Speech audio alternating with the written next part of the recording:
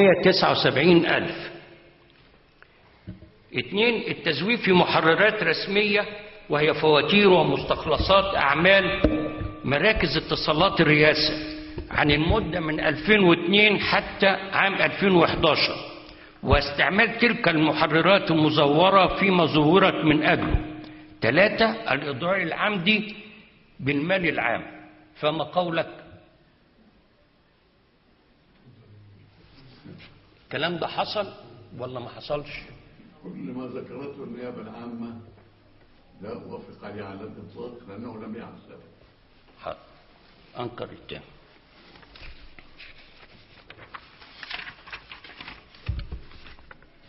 جمال محمد حسني السيد مبارك وعلاء محمد حسني السيد مبارك منسوب لكما الاشتراك مع المتهم الأول بطريقي الاتفاق والمساعدة في ارتكاب الجرائم محل الاتهام الأول بعدم دفع قيمة الأعمال التي تمت في العقارات الخاصة بكما وسدادها من ميزانية الدولة.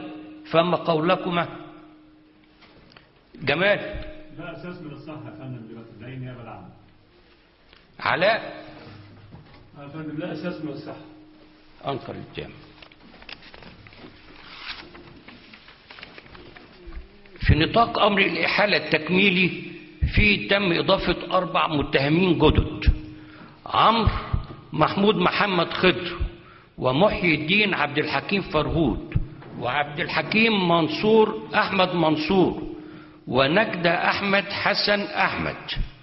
منسوب للأربعة التسبب في تربح المتهمين سالفي الذكر منفعة تنفيذ أعمال وإنشاء وتطوير المقرات المملوكة له وسداد قيمة تلك الأعمال البالغ قيمتها 125,779,000 من ميزانية الدولة المخصصة لمراكز الاتصالات برئاسة الجمهورية.